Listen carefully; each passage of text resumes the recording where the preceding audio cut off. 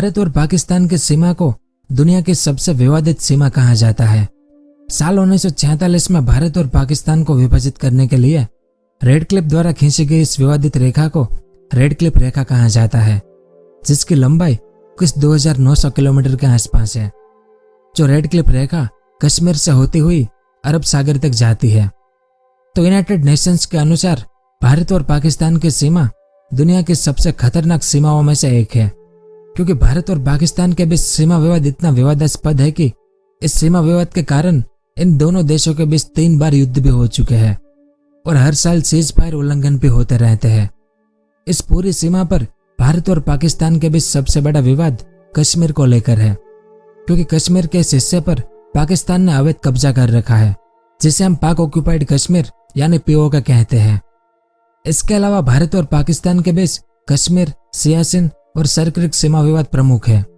कश्मीर और सियाचिन के बारे में हम अक्सर सुनते हैं, लेकिन सरक्रिक विवाद भारत और पाकिस्तान के बीच 96 किलोमीटर लंबा एक और सीमा विवाद है, जो पिछले कुछ सालों में और अधिक बढ़ चुका है। तो भारत और पाकिस्तान दोनों ही देश कई बार इस सीमा विवाद को सुलझाने की कोशिश भी करते हैं, लेकिन हर बार दोनों का प्रयास विफल हो जाता है। यानी 1946 से अब तक भारत और पाकिस्तान इस विवाद को सुलझा नहीं पाए हैं। तो सरक्रिक भारत और पाकिस्तान के बीच में एक ऐसा इलाका है जिस पर जो देश शासन करेगा वो देश अरबों डॉलर की कमाई करेगा। लेकिन कैसे? तो आज की इस वीडियो में हम इसी के बारे में विस्तार से जानेंगे कि भारत और पाकिस्तान के बीच सरक्रिक डिस्प्यूट क्या है। इस इलाके में ऐसा क्या है कि जिससे भारत और पाकिस्तान अरबों डॉलर की कमाई कर पाएंगे। कैसे सरक्रिक विवाद अटलांटिक घटना के लिए दुनिया भर में जाना जाता है, और ये अटलांटिक घटना क्या है, भारत और पाकिस्तान दोनों के लिए सरक्रिक इलाका इतना महत्वपूर्ण क्यों है, वो सब और इसके अलावा और भी बहुत कुछ जानने को मिलेगा आपको इस वीडियो में। तो वीडियो के अंत तक हमारे साथ बने रहिए।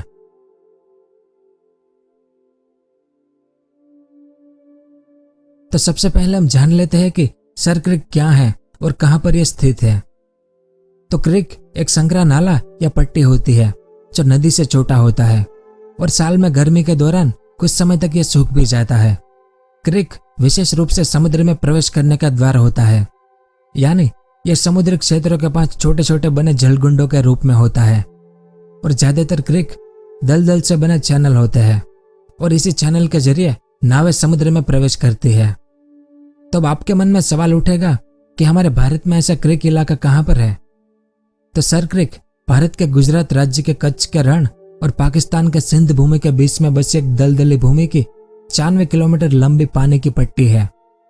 इस मैप में यहाँ पर आप देख सकते हैं, इसे मूल रूप से बाणगंगा के नाम से भी जाना जाता है, लेकिन ब्रिटिश अधिकारी के नाम पर इस पानी की पट्टी का नाम सरक्रिक कर दिया गया। और ये पानी की पट्टी गुजरात के कच्छ को पाकिस्तान के सिंध प्रांत से विभाजित करती हुई अरब सागर में जा मिलती है। यानी सरक्रिक के क्षेत्र का निर्माण समुद्र के पानी के कटाव के कारण बना है और इस पानी में अधिकतर ज्वार भाटा आते ही रहते हैं, जिस कारण सरक्रिक इलाके में कभी पानी की कमी हो जाती है तो कभी पानी बहुत ज्यादा बढ़ जाता है। इस कारण यह क्षेत्र मछली पकड़ने के लिए सबसे अच्छा माना जाता है।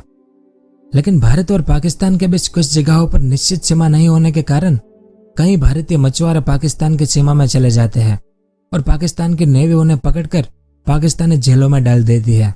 वहीं कई बार पाकिस्तानी मछुआरे भी भारतीय नेवी के द्वारा पकड़े जाते हैं। यानी भारत और पाकिस्तान के बीच इस क्षेत्र की सीमा निश्चित न होने के कारण ये विवाद और बढ़ गया है। तो अब चलिए जानते हैं कि आखिरकार सरक्रिक विवाद क्या है और इस विवाद का इतिहास क्या है। तो भारत और पाकिस्तान में इस विवाद की शुरुआत आजादी के बाद हुई। साल 1946 के बाद कच्छ का क्षेत्र भारत के पास आया, जबकि सिंध पाकिस्तान में मिल गया। लेकिन इससे पहले यानी साल 1914 में जब प्रांतीय सरकारें और महाराजाओं का शासन था भारतीय उपमहाद्वीप पर, तब कच्छ और सिंध प्रांतों की सीमाओं के विवाद को सुलझाने के लिए बॉम्बे सरकार ने बॉम्बे सरकार संकल्प प्रस्ताव पारित किया था, क्योंकि उस समय सरक्रिक प्रांतीय क्षेत्र बॉम्बे प्रेसिडेंसी का भाग था, जिस पर कच्छ के राव महाराजा और सिंध प्रांतीय सरकार के बीच हस्ताक्षर किए गए थे। लेकिन इस प्रस्ताव में पूरे सरक्रिक क्षेत्र को सिंध क्षेत्र में मिला दिया गया था। तब से सरक्रिक के पूर्वी भाग की सीमा को ग्रीन लाइन के तौर पर जाना जाता है। इस प्रस्ताव के अनुच्छेद 9 और 10 के अनुसार पाकिस्तान पूरे क्रिक क्षेत्र पर अपना अधिकार का दावा करता है और वर्तमान समय में भी पाकिस्तान के अनुसार क्रिक का पूर्वी किनारा यानी जो ग्रीन लाइन बनाई गई है उस तक लगता है, यानी ये पूरा इलाका पाकिस्तान अपना हिस्सा मानता है। लेकिन सामने भारत यह दावा करता है कि साल 1925 में ब्रिटिश सरकार के द्वारा बनाए गए नए मानचित्र के अनुसार दोनों राज्यों के बीच में एक मध्य चैनल बनाया गया है, जिस दौरान ब्रिटिश सरकार ने सीमा को तय करने के लिए बड़े बड़े लंबे खंभे भी गाड़े थे। इस मैप में जो रेड वाली लाइन है जो सर क्रिक की असली सीमा बताता है। इतना ही नहीं, भारत अपने दावे को और मजबूत बनाने के लिए इस प्रस्ताव के अनुच्छेद 10 का सहारा भी लेता है। इस प्रस्ताव में कहा गया है कि सर क्रिक क्षेत्र साल में ज्यादातर समय पानी से भरा रहता है और दोनों ही राज्य इस क्षेत्र में नाव ले जा सकते हैं। फिर अनुच्छेद 10 के कारण भारत इस विवाद में अंतर्राष्ट्रीय कानून और थालवेग सिद्धांत का सहारा भी लेता है। तो थालवेग सिद्धांत के अनुसार नेविगेट करने योग्य चैनल यानी जिन क्षेत्रों में नावें ले जा सकते हैं उन क्षेत्रों को 2 बराबर भागों में विभाजित करने पर ही उनकी सीमा का निर्धारण हो सकता है। यानी अंतर्राष्ट्रीय कानून के अनुसार सर क्रिक क्षेत्र को 2 बराबर भागों में बांटने पर ही वास्तविक सीमा का बंटवारा हो सकता है। लाल रेखा में किया गया सीमा निर्धारण ही अंतर्राष्ट्रीय सीमा निर्धारण है और इस सीमा निर्धारण को भारत भी मानता है, लेकिन पाकिस्तान इस सीमा निर्धारण को मानने पर राजी नहीं है। अगर पाकिस्तान इस सीमा को मान लेता है तो 90% सर क्रिक के क्षेत्र से अपना अधिकार खो देगा। इस कारण पाकिस्तान इन ग्रीन लाइन को ही असली सीमा मानता है, जबकि भारत रेड लाइन को असली सीमा मानता है। इस वजह से ये दोनों देश अब तक इस विवाद को सुलझा नहीं पाए हैं। तो अब बात करते हैं कि सर क्रिक विवाद की शुरुआत कब हुई थी। तो इस विवाद की शुरुआत साल 1960 के बाद शुरू हुई। साल 1954 तक क्रिक के आसपास की सभी सीमाएं दोनों देशों के लोगों के आवागमन पर यानी व्यापार के लिए खुली थी। लोग बड़ी आसानी से एक स्थान से दूसरे स्थान पर जा सकते थे। लेकिन 1955 के बाद दोनों ही देशों ने इस पर कड़ा रुख अपनाना शुरू कर दिया और अपनी अपनी सेनाओं को इन क्षेत्रों पर खड़ा कर दिया। फिर साल 1965 में भारत और पाकिस्तान के युद्ध के समय पाकिस्तान ने क्षेत्र पर अधिकार करने की कोशिश की, लेकिन भारतीय सेना ने उसे पीछे खदेड़ दिया था।